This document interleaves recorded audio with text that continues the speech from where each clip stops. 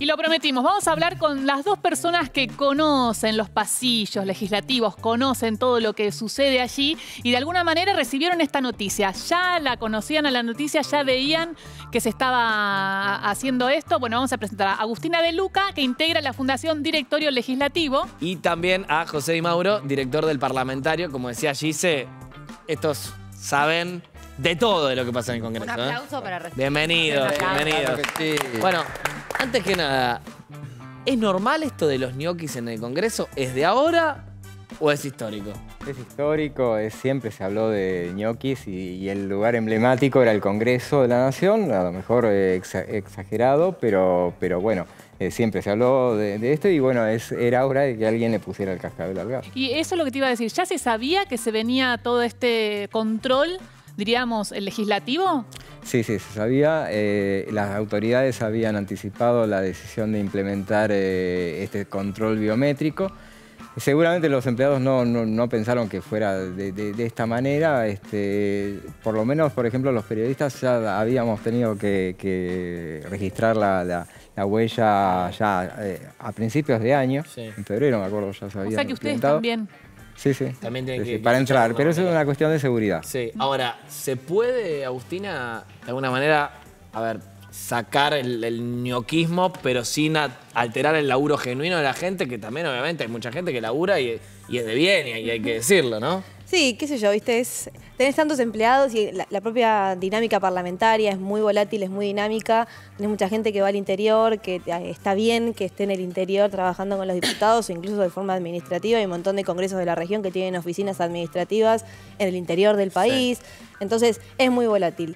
Obviamente la parte más administrativa, que es la que se está regulando con esa regulación, va a mejorar y está mejorando, o es la idea, digamos, pero no está tocando más a la pata política de los asesores de los legisladores o de los bloques. A esa parte de la planta transitoria no toca y tampoco a los contratados. Bien. Con lo cual, digamos, perdón, ¿lo contrastan más allá de la parte del sistema biométrico a la hora de hacer el análisis para decir, bueno, estos son ñoquis, hay otro tipo de estudio? Lo que decís, digo, ¿cómo contemplan el que labura viajando y demás?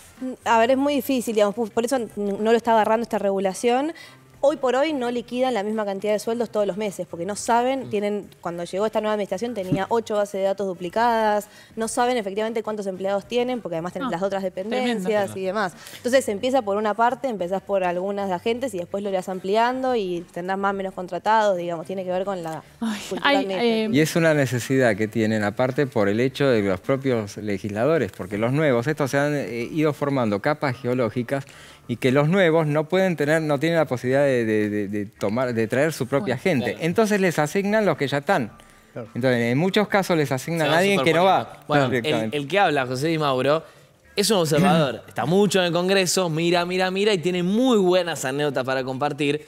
¿Querés compartirle justamente a la gente ese que se perdía en el Congreso? Sí, a ver, contanos. Bueno, se daban los casos puntuales de que esto fue una gran revolución cuando se implementó esto, porque lo que decía, o sea, se anunciaba que se iba a implementar, pero bueno, había cierto resquemor o ciertas dudas de que fuera a pasar, y cuando finalmente pasó, de golpe se invadió el anexo, sobre todo que es muy chiquito, los despachos son muy chiquitos. O sea, de gente que nunca iba, empezó a haber un montón de gente. Gente que nunca iba y que quería figurar, digamos, estar ahí. No, tenían que ir, claro. Ahora tenían que marcar. Claro. Entonces, una persona de nuestro equipo, por ejemplo, asistió a un momento de una persona que se había perdido y no sabía salir. Trabajaba hace 15 años en el Congreso. Y entonces había un policía que le dijo, no venís, estás perdido, no venís nunca. Y dice, hace 2 años que no vengo, le dijo. No. Hace 2 años. Bueno, pero a lo mejor en esos 2 años habían modificado ligeramente y el tipo se perdía. Que lo habían cambiado, pero bueno. No, lo que pasa es que también el anexo, sobre todo de diputados, cambió mucho en los últimos 3 años, porque hubo una reforma muy grande de modernización interna, cuando se pusieron los molinetes, se cambió el entrepiso, el comedor y demás. Entonces realmente cambió mucho el anexo, la propiedad. El tema de la gente, es el edificio que está enfrente del Congreso y donde muchos legisladores tienen sus oficinas. Todas las comisiones y la mayoría de los legisladores están ahí. Y de hecho, cuando cambió la gestión en diciembre de 2015, pasaron a mucha gente a planta permanente, o los 2 años previos, con lo cual esa gente quedó sin lugar de oficinas y no iban. Ahí estamos viendo el Congreso hoy con todas las reformas. Es el y el edificio sistema anexo, biométrico, el anexo. bastante, remodelado, fíjate que está moderno, tenés ahí el ingreso biométrico, pero claro, que queda registrado, ¿no? Lo que pensaba era otra anécdota y que tiene que ver con un barrendero. Puede ser que que muchos empezaron siendo de limpieza y llegaron a un montón de lugares y este no. Había yo me acuerdo ya por los 90, sí, nosotros estábamos siempre Viene de larga data esto. por el Salón Azul y había un empleado de mantenimiento que siempre lo veíamos a él y lo veíamos con otra gente, así, pero siempre él era el único que hacía las tareas de mantenimiento, o sea, traer las cosas, preparar todos los actos que había, por eso. Y el tipo era el único que trabajaba, tanta gente que trabajaba, pero era el único que trabajaba y él, lo que pasa es que hay muchas categorías y a medida que iban ascendiendo, bueno, parece que no ascendía nunca.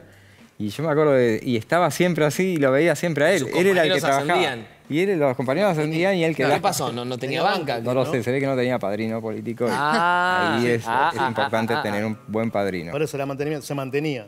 Tal cual. Mantenía en el mismo lugar. ¿Qué pasa con los legisladores? Por ejemplo, sí tienen los datos biométricos, pero hay más de uno que falta un montón de sesiones, no presenta. Bueno, se da también en esto de casos, y ahora, por ejemplo, oficinas que estaban siempre cerradas porque el legislador no va. Claro. Son casos muy contados, dejémoslo bien claro, pero hay casos pasó. muy puntuales de que, o porque no les pasa el hecho de que no les gusta, por ejemplo, el anexo. Entonces no trabajaban ahí, preferían quedarse en sus oficinas en otro lado, pero directamente los empleados no, vos ibas y nunca había nadie. Y eso pasaba. Ahora esas oficinas han cobrado vida. Es llamativo, ¿no? Ahora, ¿se sabe quién los puso a estas 200 personas, por ejemplo, y a las 700 que están siendo controladas para ver si hay irregularidades, si están cumpliendo con la función?